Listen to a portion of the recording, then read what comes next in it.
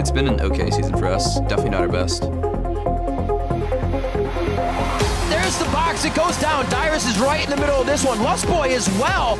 And it is a completely melted Cloud9 team. Just under 40 minutes. They will find the first win of the NALCS Spring Split. Us having a win on C9 doesn't really mean much at this point.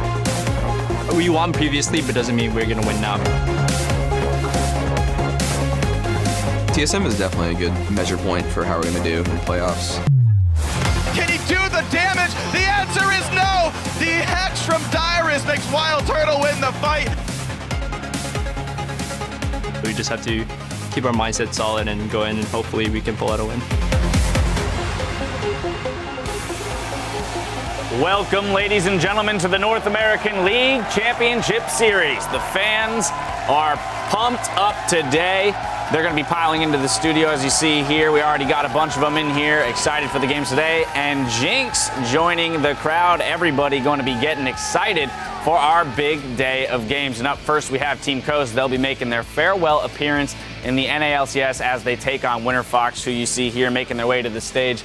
All smiles, doing a little shimmying down the hallway, as it were. Anyway, hello everyone, I'm James Patterson, and we have reached the final day of the spring split, and there is still a lot to be decided out there on the Rift. Joining me to break down the action as it happens, we have Aiden Zyrene Moon, Sam, Kobe, Hartman, Kensler, and David Freak Turley. How you gentlemen doing today? Great. Good, Happy. Glad to hear it. Excited. Yeah. I like it. Tiebreaker's the dream.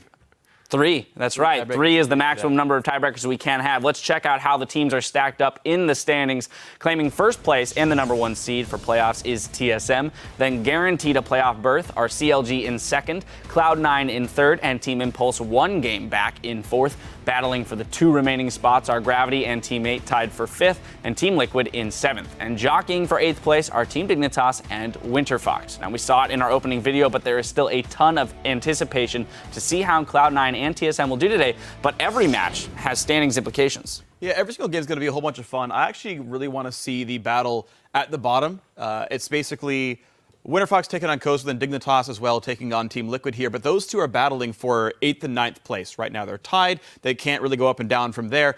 But if one wins, one loses. 8th place, obviously. If they tie, they go head-to-head, and they have to have one of those tiebreakers that we're dreaming about here. But basically, if you win, you get your choice of challenger team that you want to face. And both these teams are starting to look pretty good at the very end of the split now. You're starting to pick up steam. The roster changes back. We're putting the new ones in, finally moving up. So if they want to be good and make that run to the summer split, well, win in the promotion tournament. What better way to win in the promotion tournament than actually get your choice of challenger team, get a slightly easier road that we'll see you in summer.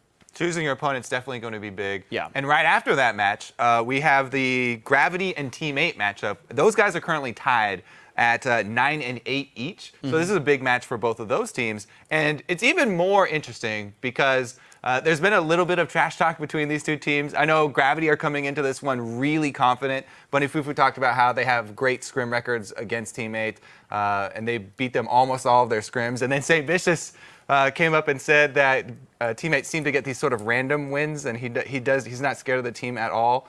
But then if you look at Team 8's last 8 games, they're actually 6-2. It's a lot of accidental. So yeah, if those, random wins. If those are random wins, and they're using some loaded dice or something, and, yeah. I actually want to look at the top of the table with CLG, because CLG are not actually locked into that second spot and that first round bye yet. Their last game of the day, if they win that, they are. If they lose that, Cloud9 can still catch them. Cloud9 has to beat TSM, and then they tiebreak CLG. We've been talking about how Cloud9, are they back? Are they looking as good as they were before? And the last day of the season, they still have a chance to be in the top of the table in that first round bye. They just have to beat the top 2 teams in the league to make that statement. Yeah, there's actually something interesting with standings as well now that we're at the very end of the split. This is going to be the lowest C9 has ever ended a regular season. They could finish as high as second, but they've never gotten less than first up until now. Also, no members of old Team Coast can finish top 4. While Team 8 could tiebreak with Team Impulse and go for 4th place, Gravity is 0-2 to Impulse. So Cop, Bunny Fufu, St. Vicious, and also the rest of Team Liquid, they can't do 4th anymore. I was really sad about that. It's gone. The There's curse no is chance. officially broken. I thought they could. I was really sad when I looked at that. Well, there you have it. If all of this isn't reason enough to be hyped for today, we have a couple of LCS big plays to whet the appetite. Our first comes from @RockTheCasbot with the tweet, "What a shot, Santorin with the spear out of nowhere." From Coast versus TSM, let's take a look. Natural charge as well. Flash on in the E, not quite gonna land. Spray and pray does a little bit. Will they finish while Turtle off? Spear! It's gonna be a spear to trade it back. I love Santorin on Nidalee. He is so reliable with that champion. Comes in at just the last second. Well, I think we can tell that Santorin definitely has a javelin toss and not spear toss. He's more accurate that way. Yes. Moment of silence. I like Then at Black-Footed Eel writes, the Sejuani and Cannonol combo is just disgusting. From Gravity versus Cloud9, here it is. That's rough. All right. Let's take a look at it. Rumble ultimate on he Sneaky, makes barely it in. tags him. Great ulti for Slicing both this Maelstrom, time. hitting just about everybody on Gravity. They get There wiped they out. go. They just Nothing you could do there. It just melted. A little bit too late there. Once the Sejuani ult hit, you saw there was no turning back. Black Shield a little bit late on the frozen target. Like, no, please thaw out soon. I love the fact it's in slow motion. You see the cannon just slowly like, oh God, here it comes, here it comes. There's that big Venn diagram. They're just frozen out. there, looking at the impending doom of Kennen Ultimate running straight towards them. Yeah, not fun to be on the receiving end of that combo. Well, keep sending your favorite moments from our games today at LOL Esports and use the hashtag LCS Big Plays. But now let's pull up today's schedule because we're starting with Winterfox versus Team Coast. Then we'll get a Week 1 rematch with Cloud9 versus Team Solo Mid. After that, it's Team Dignitas versus Team Liquid. In our 4th match, it's Gravity versus Team 8. And stay tuned because we'll be taking a closer look at Cop, and you'll get to see a side of him that you've never seen before. If there are any tiebreakers, we will bring those to you immediately following our final game, Counterlogic Gaming versus Team Impulse. Now, we're excited to see what the teams will do, so let's send it over to our guys on the caster desk to kick off the action. Thank you very much, Dash. Hello, everyone. I am Rivington Bislin III, and sharing the desk with me for our first 3 games, it's going to be Joshua Jatt Leesman. Yeah, I'm super happy for the last day of North American LCS here, Riv, because, I mean, we're most likely getting at least 1 or 2 ties. I'm looking for all of them. Let's get it all. We have 2 ties. Whole day of games. We do have 2 ties already on the desk. We're setting up for our first match, Winterfox versus Team Coast. And this is the last ride of Team Coast in the North American LCS now. They'll be looking to go out on a high note. Yeah, and for Coast, their one victory this split actually did come against Winterfox in Week 1. So beyond just a feel-good win for Coast, they would actually be able to get a series sweep on Winterfox this year if they win today. And as the guys pointed out on the analyst desk, Winterfox are trying to take 8th place in anticipation of playing in that summer promotion tournament, so they get choice of challenger teams, which is quite important for them. Yeah, it's going to be big. Winterfox have shown improvement since they returned to their original lineup, and yesterday they snapped a 7-game losing streak against Team Liquid, and it was much needed. Yeah, and it's because Winterfox worked to give Avalon an early lead in that lane swap. All right. And it's good because Avalon has fallen behind so many games, whether it's from lane swaps or in the laning phase themselves. You can see CS at 20, only 2 of the 14 games prior to that matchup yesterday. So when Avalon actually was ahead in the laning phase, it made a huge difference for Winterfox's chances. That's right. Winterfox's improvement over the split has been a slow process. And Alltech says the cause of this can be traced to the team's approach to practicing. I think the way we practiced was clueless, I'd say. We didn't really get a clear objective after every game. For example, we would just go into the scrim playing instead of like, oh, let's work on our vision control this game, or let's work on just tower diving, let's work on kiting back, objective control, say. And yeah, it's just, in my opinion, we just wasted a lot of time just not practicing efficiently enough and the results show, of course. Definitely different levels of practice there you can see that teams are putting in. And yeah, I mean, it kind of speaks to growing pains of teams that have a lot of new players, new coaching staffs. Now that they finally do seem to be on the right track, it showed with the win against Team Liquid yesterday, their first in 8 games. At least there were one team coming into this one without a losing streak. That's right. Well, we're going to get in and check out the starting lineups, which are now solidified for Winterfox. On the blue side, it's going to be Avalon in the top, Helios in the jungle, Pobelter in mid, Alltech at AD carry, and Glebe at support. And on the red side, it is going to be Team Coast. Chris in the top lane, Welcome to Heaven in the jungle, ManCloud in mid lane, Mash on AD carry, and Conquan hoping to pick up a win on support. And, you know, with him saying that, it kind of even backs up what they did throughout the season, right? If they weren't practicing and figuring out where those hitches were, it was to quickly change the roster and see if that fixed it, right? And it did not as well. That seemed like what was happening a lot. Losses play on teams in some mysterious ways. Winterfox wasn't building on their strengths, but instead trying to compensate for some of their weaknesses, and it ended up costing them repetitively. But when they had yesterday a tank for Avalon in the top lane and playmakers out of the jungle in the mid lane, it worked out for them quite well. Wouldn't be surprised to see a Scion banned away from Avalon, or at least him given a hard game here by Coast in some way or form. I would also like to see a little spice from them here. Remember, this is still on the 5.5 patch, so Scion, the small nerfs he received in the 5.6 patch are not on here. One of the strongest champions on this patch, easily to say. He hits pretty hard. He hits pretty hard, quite easily too. So it's something you would, if you're Winterfox here and it's not banned, it's strange to say you want to prioritize Avalon's pick so early, but I think with Scion up, you would. Well, there goes it says Sejuani Rengar has already been taken away from WT Heaven, and a Nidalee for the last ban out as well.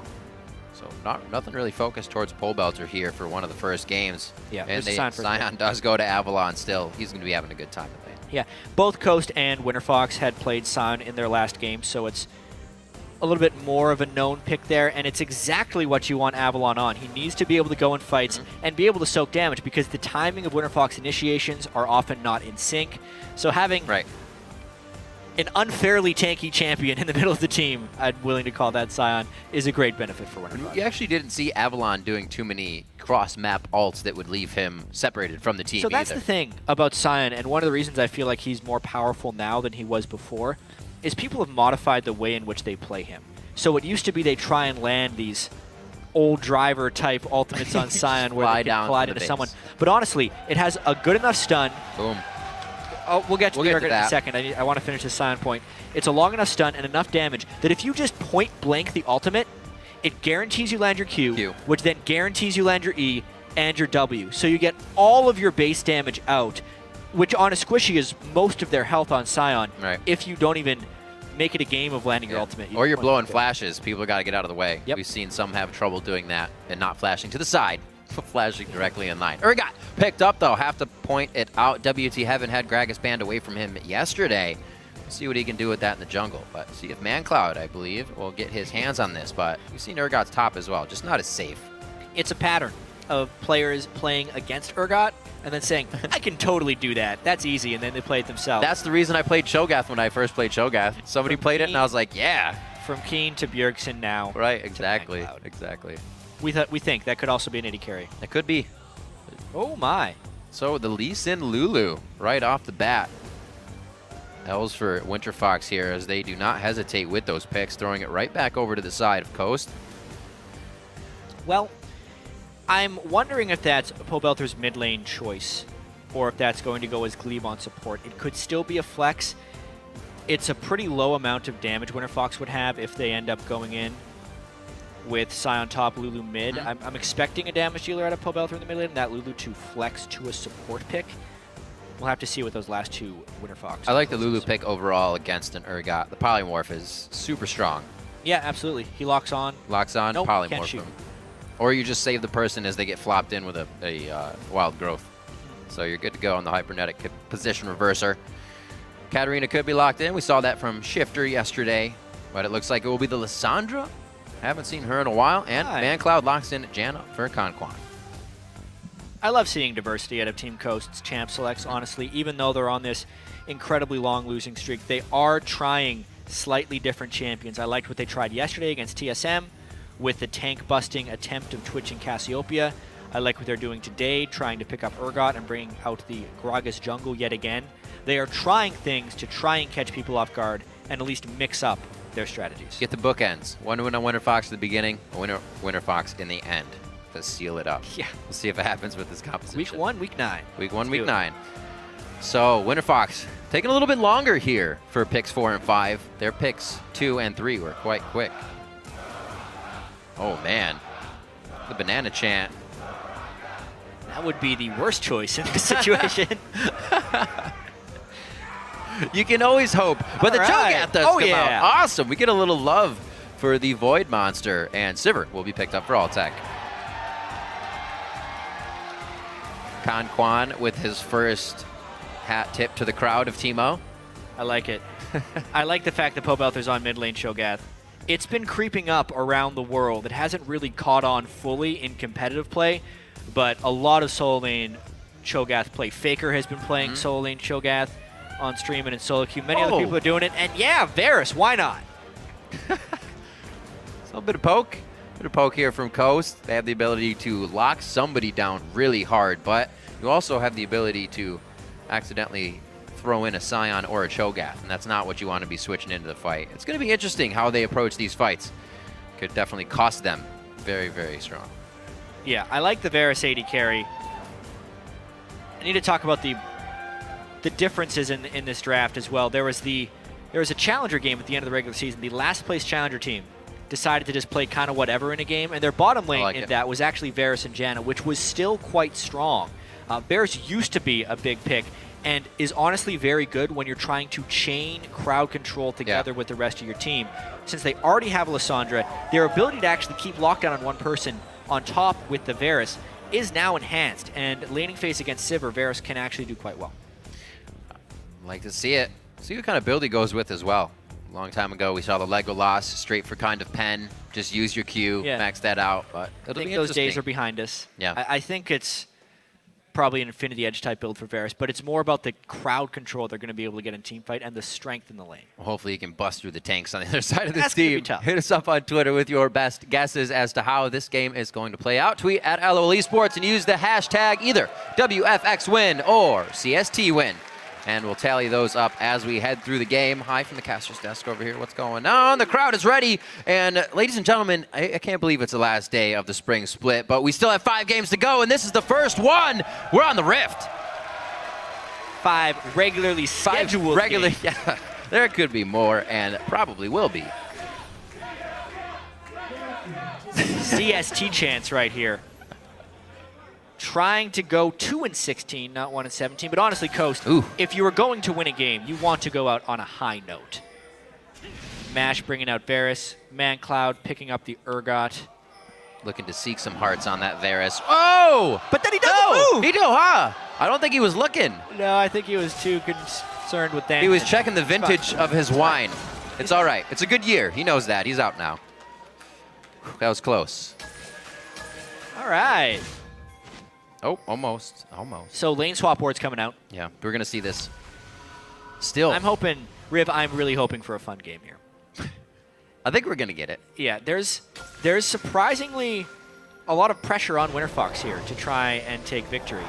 Since, especially after how good Team Dignitas looked yesterday, and they're going to be playing a somewhat struggling Team Liquid later in the game, the chances of Dignitas winning that game could actually be quite high. So Winterfox, if they lose this one, Team Dignitas wins, drops to 9th place, does not get choice of the challenger team they end up playing. Right. Interesting. Yeah, I see what you're looking at there, Riv. It is a health pot on Avalon. And nothing else. But this will be cool, actually. I'm wondering what he's going to go to lane with.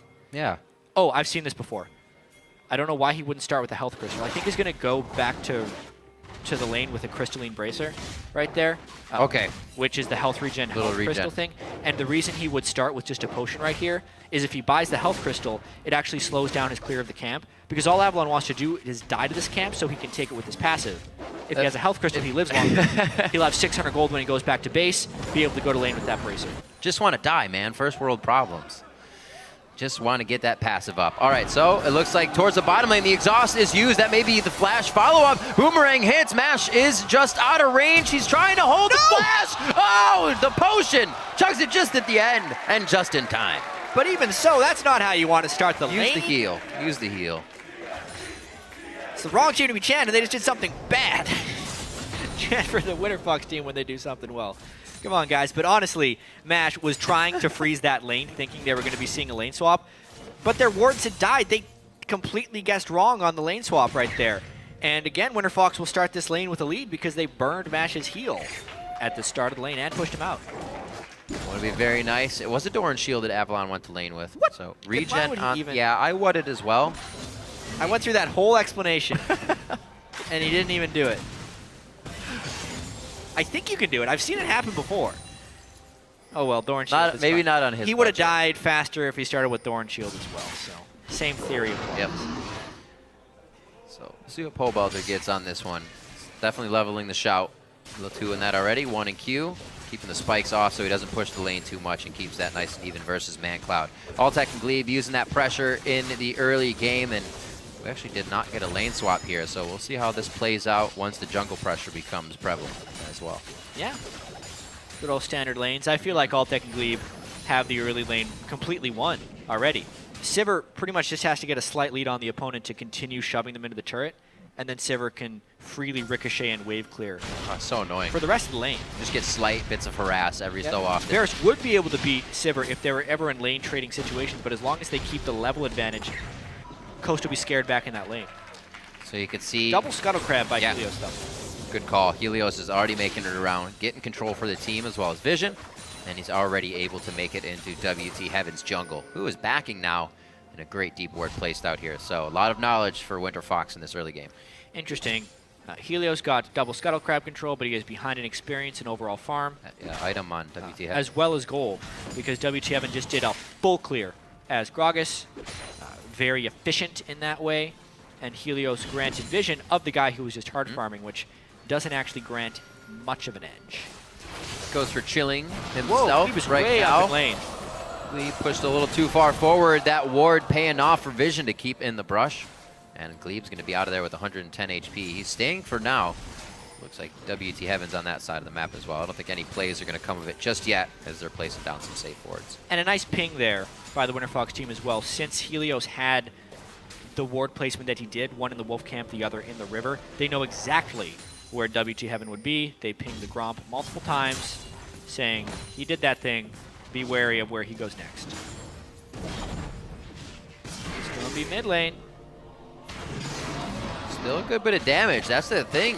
Pobelter really has no escape here unless he flashes out of it, and he's going to have to. WT Heaven and Pobelter trade flash mid lane. Interesting that WT Heaven decided to do the body slam flash. He may have been able to burn Pobelter's flash without, but perfect timing on Pobelter's flash there, now not having to fear the really threatening Gragas gank.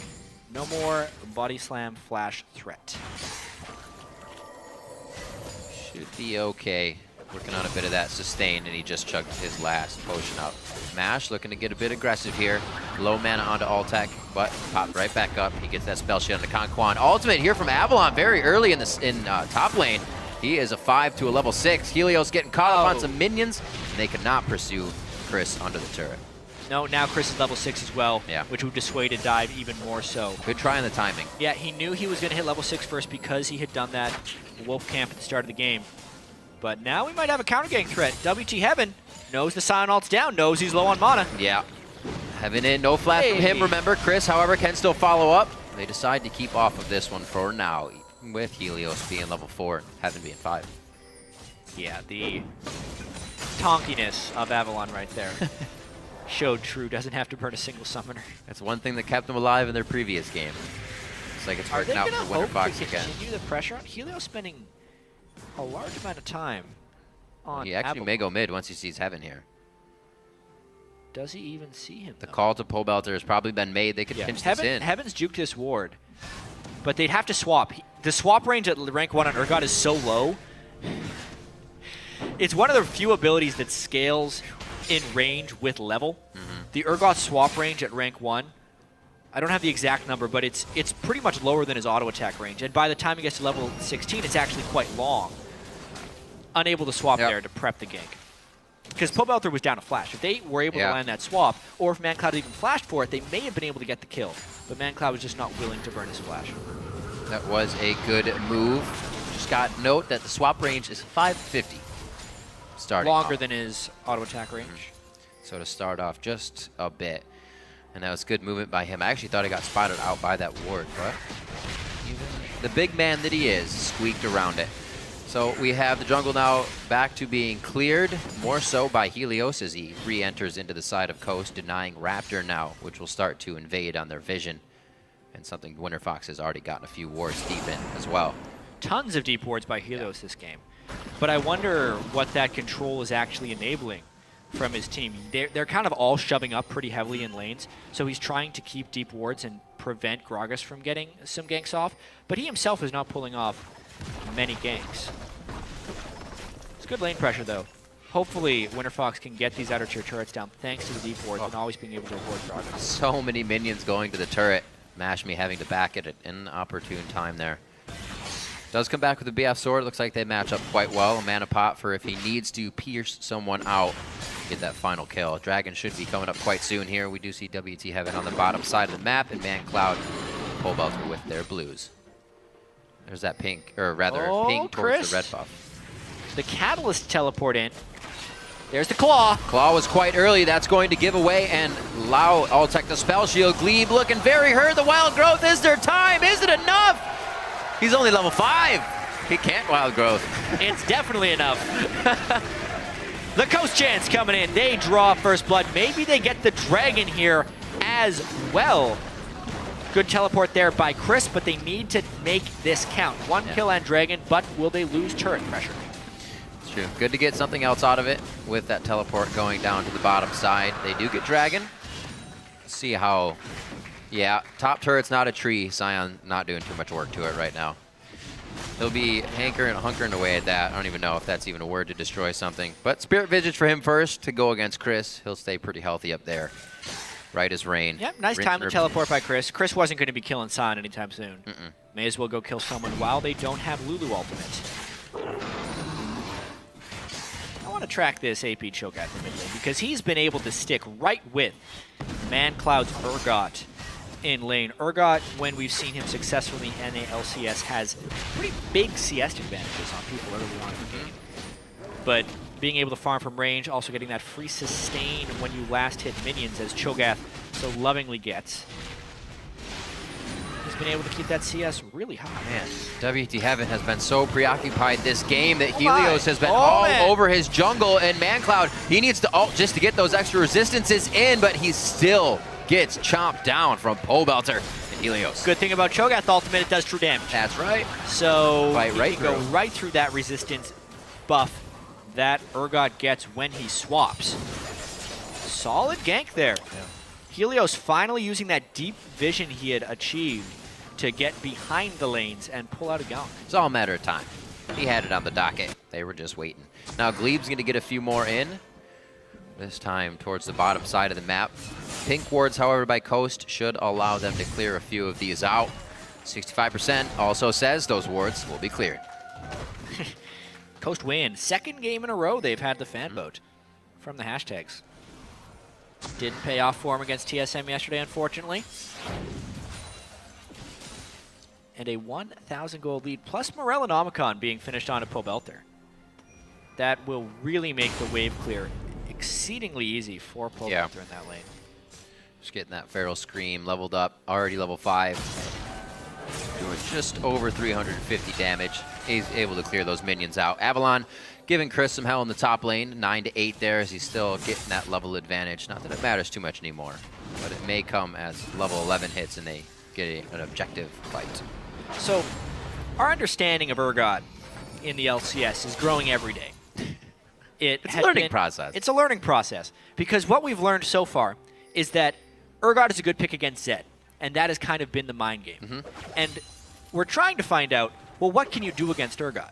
It appears that Cho'Gath is very good against him. There's a couple of reasons. It's the sustain for the harass, and the other thing is it's a very spell-based carry Urgot is when he locks on you. He really is just trying to spam his Q on you over and over.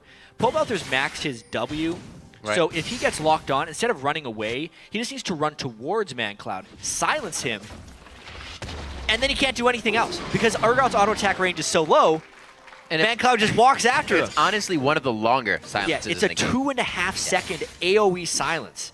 So I consider this Cho'Gath matchup a brilliant pick against Urgot. Pole Belter showing us why. Well, they had no problem allowing that champion to stay unbanned throughout the pick and ban phase. We'll see if ManCloud can get around this pick, though. It's now for him to kind of reassess it. Because I don't know if these guys have probably matched up against that in their scrims. They've been probably trying to go for different champions. Pole Belter seemed to have found it, even though he is still the best set NA. Yeah, he knows it doesn't work. 1-0 for him. See what his next buy comes out to be. He is sitting on 950 gold. 1,300 in the top lane for Avalon as well. So good spikes to come in that sense for Winterfox here, as they're not pushing their lead too much. They seem to be happy with just kind of crawling along here.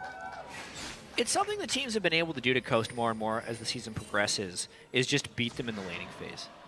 It's an unfortunate progression for Team Coast. Early on in the year, Coast was able to actually win a lot of their laning phases and even the early games, but they were unable to close matches. And then as the year progressed, they just got farther and farther behind in that laning phase. And it's somewhat parallel to that TSM game. What Coast has to do would be find team fights, find teleport flanks, and this is the moment to find a teleport flank. ManCloud, they're going for him though! There's the one teleport. That's the silence! Nom, nom, nom, indeed. And they take him right down. Altec nicely spell shielding the Monsoon, or Howling Gale rather, as it comes out. Avalon, it might have been a little late, but he cannot be disabled! There's the dinner bell. He rings it. The food is served. They take down Conquan. They take down Chris. ManCloud was already the appetizer on that one. 3 are down for Coast. What a sweet fight there, and perfect timing on the Scion ultimate, right as Coast tried to use all their crowd control to CC the Scion. Nope, he is indeed an unstoppable onslaught when he comes in with that teleport. And man, he crushed Conquan there. Man, I hope that change of crushing somebody comes in. Just walk over. The last hit Scion, walk go over people. right through them.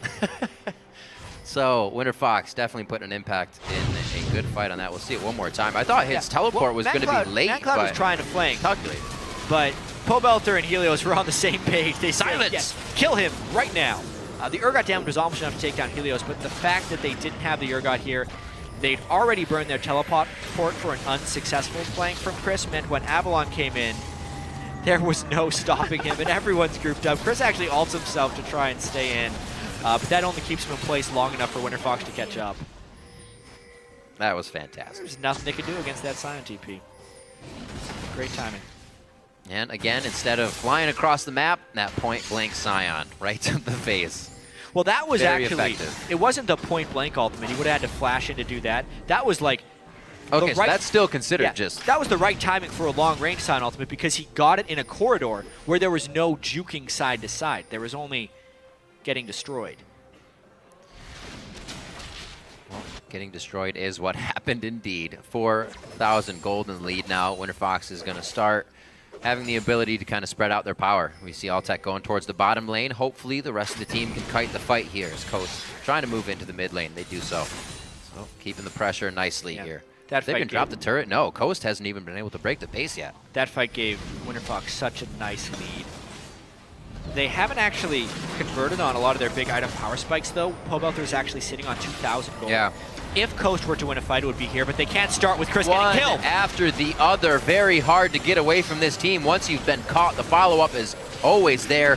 And the Sivir ultimate from Altec as well is going to give them just enough speed to keep going. Nice ult from WT Heaven on the explosive cast to get everybody out. So it looks like they will be able to peel out here. This is the tanks coming into effect on that front line, taking all the damage for the rest of the team, and they might want to turn for the hills on this one. Good back and forth as Coast holds that turret. Oof.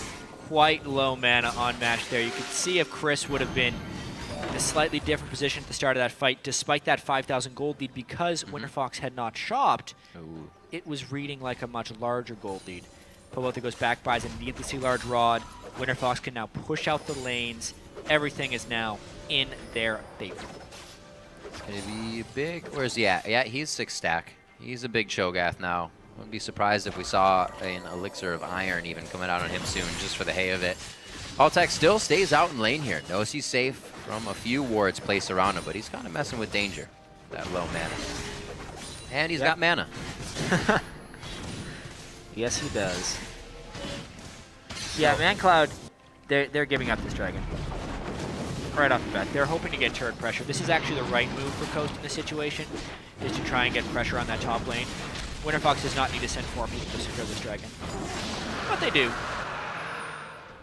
Avalon will be able to hold this, I think. It depends on the health of that turret. It has to be respected by Chris.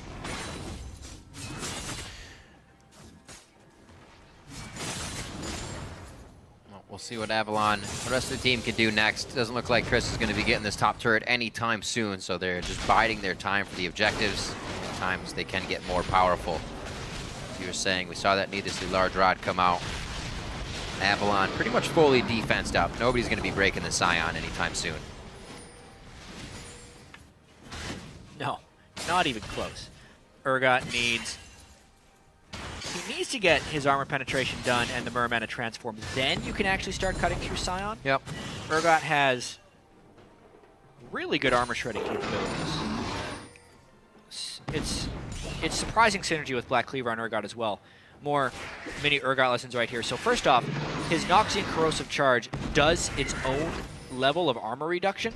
So by the time that's maxed, it's a 20% armor reduction. But the interesting thing about this in Black Cleaver is its physical damage that ticks frequently. So landing 1 E on someone not only does that 20%, but also applies all the Black Cleaver stacks.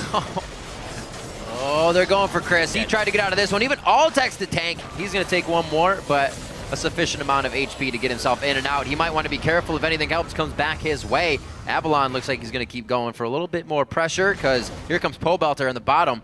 Oh, wow. Gonna get the rupture. That's so much damage. He's gonna fly over the wall. Avalon still picks it up. Pobelter has actually got a full belly right now. Yeah, didn't even have his ult cooldown up to eat him right there, but the damage was enough. This is Winterfox because they picked up the kills and because Coast is trying to push more turrets for Winterfox. So this game could move Winterfox to 8-11, which could put them with Dignitas if they can beat Liquid later. At also 8-11. Yeah. See if that becomes a tiebreaker. Thought this game may go to Winterfox with how things were going and just the troubles Coast would face this year, but they did try to kind of just pull out all the stops this game. We're seeing some fun picks. Yeah, a win here, of course. Winterfox 7-11. Right. The end of the week surge would be something that Pobelter and Altec at least are familiar with. We think back to last split when they were The on Super Week? Penises. They had a 4-0 Super Week. Oh, man. Moving in to the promotion tournament gave them enough momentum to maintain their LCS spot. Yep. Those were some games, too. Those were some damn good games. See if Glebe and the rest of the team can put some more of those numbers up. Not going to get some of the same results as last year here, but they can aim for it. Altec and Glebe, Sivir Lulu in the bottom lane trying to do what they can in the standard matchup this time. Pobelter brought out the Cho'Gath for the Urgot, so these guys are showing diversity if they do have to match up and get themselves back into the LCS. Showing that it's not going to be an easy task to take them down. Trying to catch Pobelter. He's huge, but he's also a very big tank, and he's going to stay in this one. Coast have to turn tide here and realize they do not have enough damage to take down the tank. But if Altec steps out of place, they have enough for him. Wild Growth has already been used, and Coast found a few in the mid lane as Winterfox missteps. Yeah, Mash with the flash bear assault onto Altec to lock him down. First off, great initiation by Welcome to Heaven. Secondly, nice follow-up. Now they're trying to get something, but can they get through this Scion? We say that Sej ult is hard to hit. So is that Varus ult. Go around him. Right onto Chris. No, kill him. Don't. What? It's like everybody waited for someone else to get the kill. Here goes Avalon now. 5v1 situation at the turret. It looks like this turret sidekick's not going to be enough, but he will somehow be able to stay alive in that situation. That doesn't spell good things for the 5-on-5 fight. He took so much damage there and still did not go down. Avalon having a great game on Scion right now. But Coast showing some signs of life, equalizing the turrets, really bringing them back into this game. They were down 3 turrets to 0 and 4 turrets to 1, but they've been able to pick up 3 uncontested turrets here from Winterfox to go with the 2 kills. And if ManCloud can get to that Black Cleaver, they can severely detank that Avalon by taking pretty much half his armor off with the Urgot Armor Shred. Losing Sivir is a big component to this team. A lot of that speed, engage and disengage. We saw what happened when Altec went down immediately. They'll know, though. They'll definitely approach this fight differently. Altec went very hard in that one to try and get ManCloud right away. Which was unfortunate because ManCloud had used his swap, and it actually goes up in armor and MR per rank. He had an extra 90 armor when Altec was trying to take him down. Urgot does not go down easily. Baron sneak attempt by Winterfox, but they're warded out. Yeah, they are seeing it now. Avalon puts himself in front. Oh, it was a bait! Soul Furnace is on! He goes for Conquan! Oh, just around the wall! The damage will hit from the AoE. ManCloud's gonna get popped up here. Another knock-up. That's the catch and follow-up potential from Winterfox. We see it again, and Coast is gonna have to back up here, probably give up this mid-turret. Avalon with the Scion all pressure, split up Coast, making the retreat impossible. Nice Baron bait there by Winterfox. They're trying to take these turrets back, and they're continuing their dive. Chris goes in! Chris, the E over the wall rather with the claw. It's just too much HP on the surrounding members of Winterfox to take them down. It is going to be Helios that falls, but Winterfox obliterate the opposition there. Chris went in with absolutely no backup ready. The flank was super delayed by Welcome to Heaven. And now he is just caught out. Not crisp play. Welcome to Heaven indeed. Oof. Tough one. This will lead straight into the next dragon. So Winterfox capitalizing right there on some code mistakes. It just kind of make Coast go to the beat of Winterfox's drum. They say, well, if we're going to bait Baron, you're going to fight us. When that goes in our way, we'll take Dragon. We don't even need Baron right now. So they're just doing everything by the book here. 3,000 gold lead. We'll see Chris losing his mind. I think the plan here for Coast was to have Chris go in while Varus ults them, lock them down, and have Gragas go in. A little too far. Pobelter had landed a rupture onto Mash's Varus right as the Lissandra went in. Therefore, he was all knocked up in the air. Right. You can't calculate that mid-initiation. Yeah. Unfortunate things. It looked like he was losing his mind. He still got it, though. He did a lot of damage. Good thing. So, Avalon still all by his lonesome here in the top lane. 3-1-5, though. Seems like he's been doing quite good, but you can't just have Scion. That could be something teams focus on as they go ahead and play Winterfox. Continuing on. So, when Bjergsen played Urgot after losing to it, he had a whole week to practice it. He even made a tweet afterwards when he started practicing it. He was just a bunch of losses. He was like, how do I this champion? And after a week, he'd been able to learn it, which is incredibly fast. Amazingly learning curve. Bjergsen, great player. MadCloud's had like half a day, I feel like, to try and learn Urgot. I wonder where his levels of practice exist on this champion, or if it's literally just, I can do that too. And it's showing that he's a little bit slow on Urgot. And it would be no fault of his if he hasn't played it much, and he literally just lost against it yesterday. Feels like he may have needed a little bit more time. It's a difficult thing to just kind of pick up that champion, especially with such a style switch from him being, one of the kill leaders in the LCS, which means he was an assassin player. He's a guy in and out, killing people. Now you're just in, and hopefully you can stay there and survive while your team comes in with you. Definitely a different play style and calculating once you're in the fight.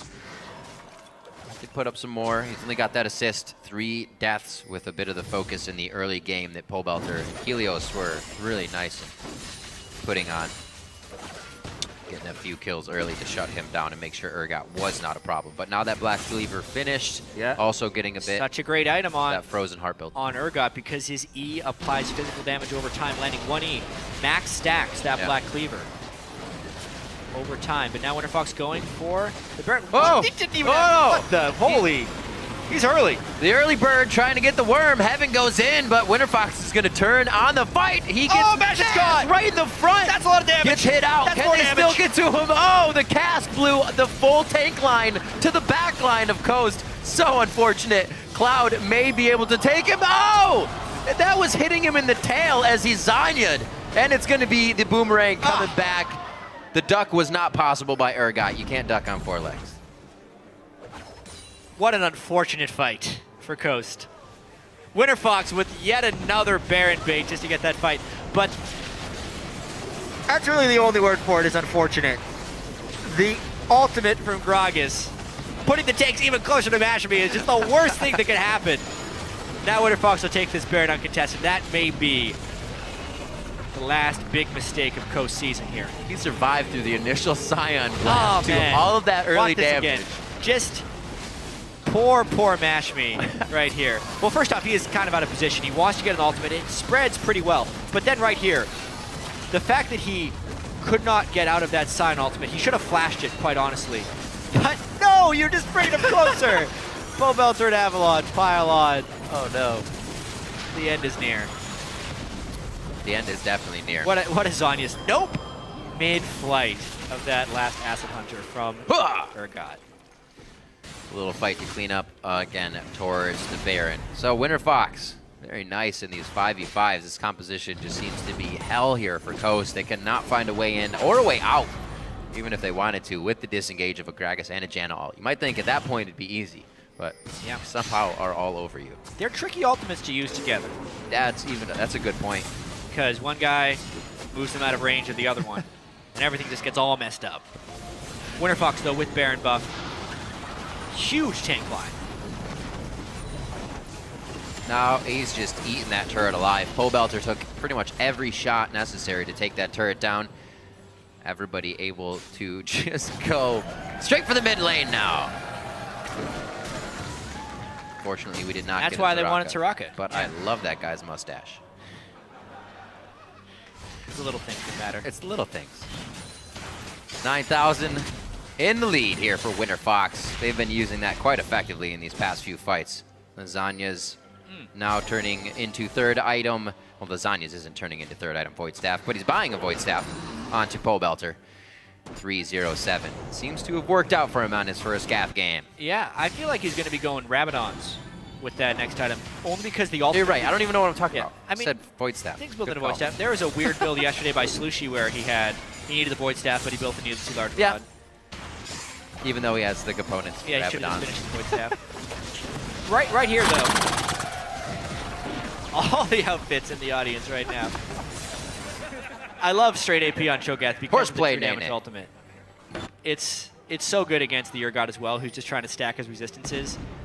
You get one little bit of Cho'Gath onto Urgot, you just eat that abomination for lunch at this point. Coast is just taking Polaroids of their base being destroyed here. They haven't done anything. Well, they to don't this. have. They can't clear the waves. Oh, what? That's a lot of damage from Ultec. The stitches. Oh, the stitches came apart there. Urgot fell apart. I'm sorry, friend. You did not expect to die there, but you did. Masmi trying to win some hearts in the top lane, but nothing going on over there. Looks like Winterfox is going around the horn on this one. They want all of the base. They're going to break it down right here. Oh, WT Heaven trying to bring in the base. He cannot hit. Helios actually wants to fight. He gets ulted from Chris, then ulted from Glebe. He's still alive. Here comes Avalon from the side. They're just going to be able to take all the members of Coast down in that fight. Mash and Conquan now trying to save the Nexus turrets. Some great accuracy by Avalon. Yeah. On those unstoppable onslaughts from Sign. Got to teleport to the minions. Boom, To save be it. fair, he was keeping the minion alive for more turret damage. Here comes the swap. That's silent. Silence, polymorph, everything. That Urgot pick just got fully countered this game. Oh, Helios goes down. But yes, the Urgot pick Hurt. super countered right now. Winterfox trying to end this game now. 30 minutes. Very. Backing away. Oh, I guess not. They're going to get a 31-minute inhibitor. Oh my god, Avalon. It was 5v1 earlier. It's only 2v1 now. You guys are not going to be able to kill him, even with the armor pen. He's only taken slivers of damage. Teleport's going to come in. How well is it timed? Oh, it's the Messiah Lissandra. Doesn't work, though. Yeah, they had too much move speed right there on Winterfox. So, 2 inhibitors down, every Nexus turret down. Oh, run! Oh, he says, you want to fight me? Let's fight. They're still trying to keep him from backing. Maybe they can get something. I can't even say that. Their waves aren't pushed. Dragon would be the only thing really here. Coast is just really throwing pebbles at these guys. Looks like they'll go for that. But Yep. Oh, Avalon. Of course you would. yeah, Avalon will stop that. Oh, well, here's Helios. Hey, bro, let's go. They could absolutely stop this. They know it's only 3 people there. Hey, man, they grew up together. Absolutely could stop Oh, man. Boom! There's one for the brothers. Can they keep going? The Bass brothers now into the fight. Going for a welcome to heaven. Trying to put him there. He'll be able to stay alive in this world for just a little bit longer. But they say, thanks, guys, for the extra damage onto Dragon. I think this is the future for Winterfox, at least from a team composition style. Having Avalon Just on a beast. on a forgiving tank, Maokai or Scion. Maokai was banned from him. All-tech on someone who can just push, and farm. Sivir is where they found a lot of early season victories as well. And then just letting Pobelter use his super-sized champion pool What was that? to counter the opponent mid laners. I saw that. Yes, it is Avalon. against Coast. Coast has lost to everyone in the NALCS this year. But this looks like the team comp style that Winterfox would want to use in the upcoming promotion tournament. Would like to mention, I don't know whether he talked with his team about it, but Avalon bought a Hunting Guise and then sold it, and now he has a BF sword. That's a manor BF sword right there. That is what you do when you have a huge lead. You just build the BF sword to show how superior you are. Well, he's got an axe, and now he's got a sword taped to it, so it's going to hurt pretty damn bad. WT Heaven experiences a bit of that pain. He gets chomped down. Pole Belter's pretty full for the time being here. Altec's got to be careful. Double kill now for Pole Belter, and they can't do much. He's the size of the Nexus right now, and Winterfox is going to pull off the win here versus Coast. They're going to bring themselves to 7 and 11. It was expected, but it was. The Winterfox win is still important for them. Their regular season comes to a close at 7-11. Not exactly what Winterfox would have wanted at the start of the year, right, but they have said time and again they are hoping for a summer split team. Finishing 8th place, if Team Dignitas loses the next game, would be beneficial for them because then they would get to choose their opponent in the promotion tournament and have a greater chance of returning for that summer split they're hoping to strive towards. It's been a learning experience for these guys through and through. This game at least looked like an improvement. A 2-0 week to close. Yeah, very good for them. As you said, Jat, staying true to the previous, paying homage to the, as EG did it in their last Super Week, going 4-0. And the week undefeated. And the week undefeated. Why not? Go out Glebe back on the lineup. Yeah, that was huge. Yeah, Glebe a part of both of their 2-0 weeks this year, even though we spent a large portion of the season outside of the lineup. Really, when they look back and see their record with Glebe, they'll probably regret not having him there the entire year. Glebe definitely fits that team quite well. Switches back and forth, a lot of what-ifs for both teams with changes all around the roster. Yep. But Winterfox able to find a few more wins through that scenario, bringing on a late coach as well. You know, definitely contributes to some of the wins there. The mentality of the team changed a little bit, even though Altec, you know, referenced the fact that practice wasn't really something that bolstered their gameplay. It was just something they did. Yeah, and now they really do seem to be on the right track, and you can see the mentality of that team right now. They're all smiles. Yeah. Ending this regular season on a winning streak should really motivate their practice more and more, and should give them a nice window to practice up for the promotion tournament. Well, showing now that kind of Pole Belter can branch out here, I think that's good for them. Cho'Gath was such a good pick. So Cho'Gath actually does have a lot of positive matchups in the North American LCS. Yeah. Or just in League of Legends. Kind of flexy, too. Right? He can go top lane or mid lane. A little unsafer. Specifically against Urgot. Yeah. Just a perfect counter matchup there by Pole Belter into Mad Cloud. Worked it. Maybe we'll start seeing it from more champions as well once those scrims start coming out and people start pulling their hair out a little bit more in that matchup. Yeah. So let's check in with Freak now, who's on stage with Winterfox's Terror in the mid lane. Hey, thank you very much, Griv. Great cast so far on the day. I'm here with Pole Belter.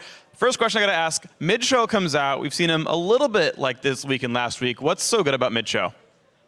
His laning is really good because of his passive. It gives him really good sustain. I think one overlooked part of Cho'Gath is that he has really good crab control and like jungle farming because his feast now is like half cooldown if you kill a monster. So that's pretty important with the introduction of the Rift Scuttler. And yeah, I mean, team comps just seem to be a bit more beefier recently, and Cho'Gath fits that really nicely. Well, it's good to see you're playing him really well. Congrats on the win here. This brings you now to your sort of second 2-0 week here with Winterfox. You guys are looking forward to maybe a tiebreaker with Dignitas at the end of the day if they do beat Team Liquid. How do you feel about that battle between those two teams? Between you and Dignitas if that happens. I know, that was vague. We actually have scrimmed Dig like pretty much the last 3 weeks in a row, and I would honestly say that they've been playing a little bit better than us in scrims at least. And if that's any indication, that means that we'll win the tiebreaker. So, yeah, I mean, if it does end up coming to a tiebreaker, then I'm not sure, to be entirely honest. I think that they have a few key picks that they're really strong on, but if we can eliminate those, then we'll be okay. Well, good luck in that match then at the end of the day. Final question for you. You guys, again, a 2-0 week here. You guys are 5-5 with this specific lineup here. So you guys looking pretty good overall. How you said before you guys were a summer split team. You're looking pretty good at making sure that you get through the promo tournament and getting into the summer split. What is the summer split going to look like for you guys? Well, hopefully we do better than we did this split. It actually wasn't looking too bad until we lost like 7 games in a row. So yeah, as long as we can make sure not to go in that sort of like downward descent, yeah, I think we'll be looking a lot better. All right, so if you don't lose, you'll be looking a lot better next split. Felder, thank you very much for your time. Now we're going to send it over to Dash and the guys at the analyst desk. Thank you, Freak. Talking about that Cho'Gath, important for crab control and jungle monsters as well, but also, yeah, also not losing. Crab control, huh? Yeah, crab control against the crab got there in the mid lane. So let's talk about that pick, though, against Urgot and why it works. Urgot, he gives a lot of problems to a lot of champions because he's got 6 appendages. Cho'Gath, he's got 7 because you count the tail as well. I was expecting real analysis. No, I What mean, is with this desk? What happened? What happened? He went over it a lot. You took Freak's spot. He went over it a lot in the game. But Cho'Gath is really good because he has one of the only silences left in the game. We took out almost all the silences in the game when we're going after LeBlanc and Talon, all of the assassins. Cho'Gath has one of the longest silences, and they actually left this one in the game. It's so good against mid-range champions. That's why he was often used as counter picks to assassins previously on the previous patch. And it's not like Cho'Gath mid is a crazy new thing that we've never seen before. It's actually a fairly common thing that you see in high ELO solo queue. And he's really good at stuffing those assassins and shutting them down. Anybody who's squishy also gets hit with true damage. So same principles apply to Urgot, plus the laning phase sustain, and as Pobelter mentioned, the recent change where you reduce the cooldown on his ultimate by half when you eat a monster or a minion and kill it, it definitely benefits him. Yeah, another thing too, like Urgot has really strong matchups against people who are going to try to burst him out because of the fact that he has Zon Touch Bolt Augmenter that reduces their damage. But Cho'Gath negates that with true damage, is a big part of that matchup. Absolutely, nom people. Now let's talk about, though, how this match affects the rest of the day. Because what's important here is that Winterfox picks up a win, right? Which puts them half a game up on Dignitas. This puts a lot of pressure on Dignitas to beat Liquid if they want to then play a tiebreaker match for their choice in Challenger Team when they move into the promotion tournament. Yeah, and while Winterfox, they're coming off 2 wins, Dignitas also, they were so happy yesterday after their win, and they are also riding high with a lot of confidence. So this is going to be a very interesting clash at the bottom of the standings where you expect people to be, kind of down and, miserable. All these teams are coming in with, a lot of momentum, actually. Yeah, and you talked about how they have to beat Liquid first. Both those teams are kind of lopsided right now. The Dig-Liquid matchup, Dig has had some iffy drafts, and then Dig had one of their best drafts yesterday and one of their best games that we've seen them with this roster. So that's going to be a very interesting matchup to look at, and I think that Dignitas can actually walk away with the win there to force that tiebreaker. Right. This does mean, though, that Winterfox has to refocus going into, later into the day. So interestingly enough, we don't run into too many situations, obviously, or any at all during the regular season where you might have to play a second game in the day. And here you're trying to, one, you have to wait for this other game to play out, take notes on what Dignitas is doing, and then mentally prepare for that game. Yeah, theirs will be the first tiebreaker, too, because we'll do it in order, as in, like, they'll get 2 games to prep, and then that'll be the first one if there's multiple tiebreakers. Because in this scenario, we have at least 1 tiebreaker today. And then in 75% of the different scenarios, the outcomes, we have 2 tiebreakers. So if you love League of Legends, we have bonus games later on today, guaranteed. And they should have already been prepping, too. I mean, these teams have to start getting ready for best of series. You can't just ride on best of ones forever, especially if you are going to go to the relegation tournament. Absolutely. Well, as Irene mentioned, we are guaranteed to have at least 1 tiebreaker today, a maximum of 2 at this point. But don't go anywhere because we'll be right back with our next match, Cloud9 versus Team Solo Mid. The North American LCS returns after this.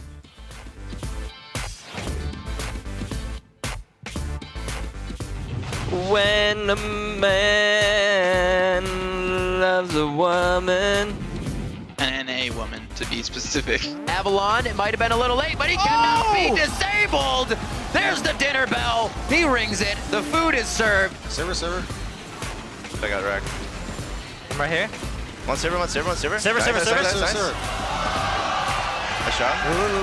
5 on E, 5 on E. Oh my god. Baros? I'm on Urgot. Okay. Elbow. Okay. Urgot no flash. Urgot no flash. I'm on Urgot. I'm watching Lissandra. I feel. Slow.